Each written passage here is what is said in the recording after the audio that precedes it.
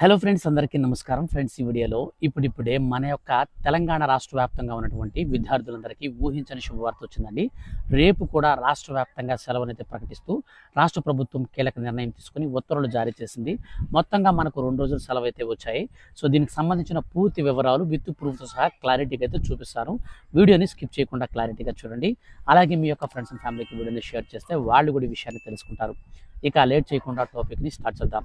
Friends, Telangana రాష్ట్ర వ్యాప్తంగా ఉన్నటువంటి విద్యార్థులు ఎవరైతే ఉన్నారో వాళ్ళందరికీ కూడా శివరాత్రి సందర్భంగా మనకు ఫిబ్రవరి 26వ తారీఖున అయితే సెలవు అయితే ప్రకటించారనమాట.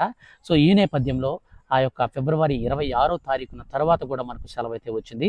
సో దీనికి సంబంధించినటువంటి పూర్తి వివరాలతో సహా మనకు ఒక నోటిఫికేషన్ అయితే రావడం జరిగింది. సో ఈ యొక్క అప్డేట్ని మనం క్లారిటీగా అయితే చూసుకున్నట్లయితే, సో నేను ఇప్పుడు మీకు ఎక్స్ప్లెయిన్ చేస్తాను, చూడొచ్చు. ఎమ్మెల్సీ ఎన్నికల నేపథ్యంలో 24 జిల్లాలలో ప్రైవేట్ స్కూళ్ళు కాలేజీలకు ప్రభుత్వం సెలవు మంజూరు చేసింది. పోలింగ్ ఉండడంతో ఈ నెల 27న కౌంటింగ్ జరిగే మార్చి 3న సెలవులు వర్తించనున్నట్లు సిఎస్ శాంతికుమార్ తెలిపారు. కాగా ఉమ్మడి మెదక్, కరీంనగర్, ఆదిలాబాద్, నిజామాబాద్ గ్రాడ్యుయేట్ టీచర్ ఎమ్మెల్సీలతో పాటు నల్గొండ, వరంగల్, ఖమ్మం జిల్లాలలో టీచర్ ఎమ్మెల్సీ ఎన్నికలు అయితే జరుగుతున్నాయి.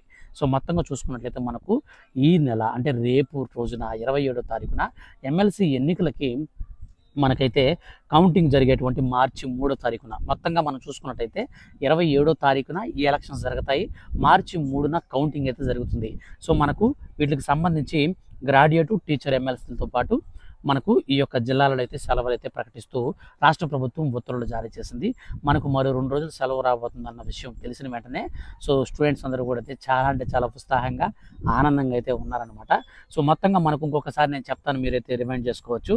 సో మనకు ముఖ్యంగా చూసుకుంటే ఉమ్మడి మెదక్, కరీంనగర్, ఆదిలాబాదు, నిజామాబాదు వీటితో పాటు అన్నమాట మనకు నల్గొండ, వరంగల్, ఖమ్మం.